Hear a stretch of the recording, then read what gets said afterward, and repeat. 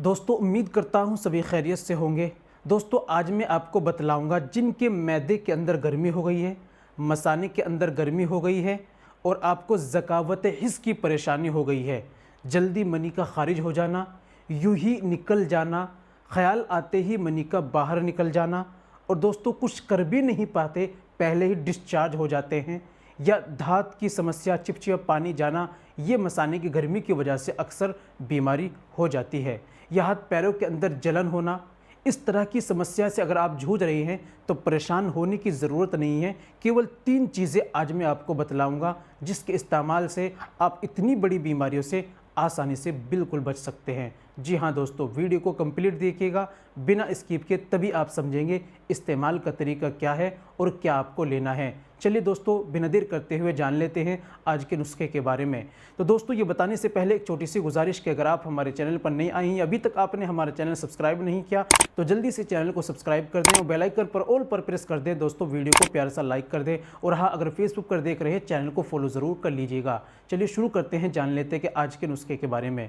तो दोस्तों जैसे मैंने आपको बताया, मैदे के अंदर आपके गर्मी है, मसाने के अंदर आपके गर्मी है, ये आपके हाथ पैरों में जलन होती है, ये ज़कावत हिस्स की समस्या है, ये मसाने के अंदर गर्मी हो जाने की वजह से आपको और बहुत सारी समस्या प्रॉब्लम आ रही हैं।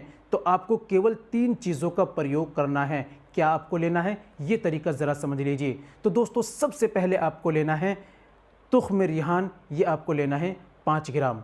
दूसरी चीज़ आपको लेना है गोंद कतीरा, ये आपको लेना है 5 ग्राम। और तीसरी और आखिरी चीज़ आपको लेनी है इसबगोल, जिसको सत इसबगोल की भूसी भी कहा जाता है, ये लेनी है आपको 20 ग्राम।